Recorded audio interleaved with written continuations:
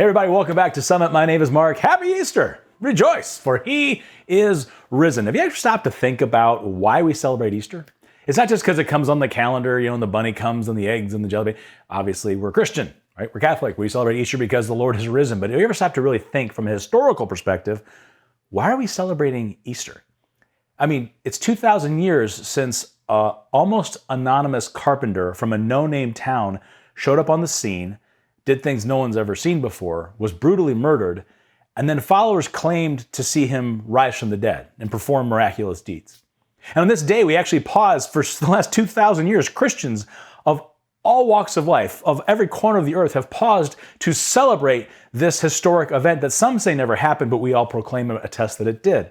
We still celebrate the risen Lord. Why?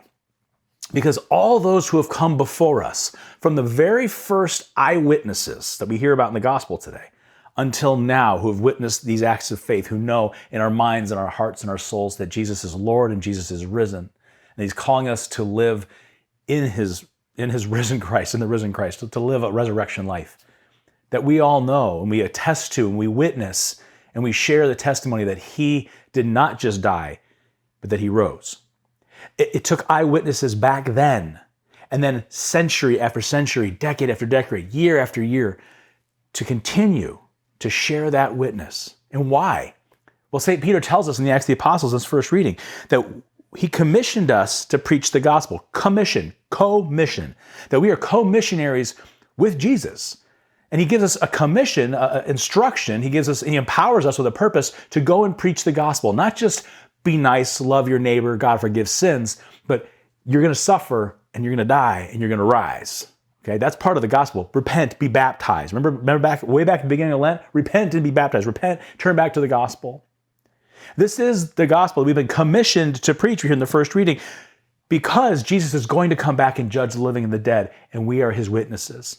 We are his witnesses here to testify, to bear testimony. That's why the second reading, when St. Paul's talking to the Corinthians, he's saying, listen, in Corinth, they were living very much for the world. And he's saying, people, listen, you can't live for the world. You can't live for sin. You got to seek what's above. What's above? Heaven. Who's above? God. Jesus himself, sitting on the throne. The same Jesus that they killed, who rose from the dead. Seek Jesus who's above. He's trying to help people in the day. See, he's been commissioned by Christ, the same way you and I are commissioned as co-missionaries to preach the gospel. The good news about salvation, the bad news about sin, and the reality of the resurrection. That's what Easter's about. Enjoy the chocolate, enjoy the beans, the jelly beans, enjoy all that stuff.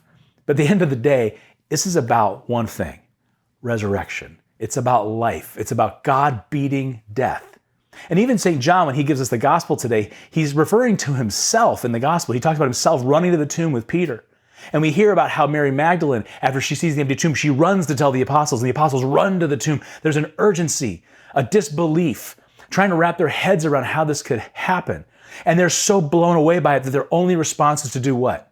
To testify to the truth, to be a witness, to be on mission. And that's our job still today, to testify to this truth to those we know and those we don't know, to those we love and those who don't love us, and to pass this on to the next generation. Because this truth is reality, that Jesus is Lord, he beat death and he rose from the dead. And he will come back to judge the living and the dead. And until that day, we are missionaries. We have a goal, we have a purpose, we have a mission. He is risen. Get out there and tell people about it.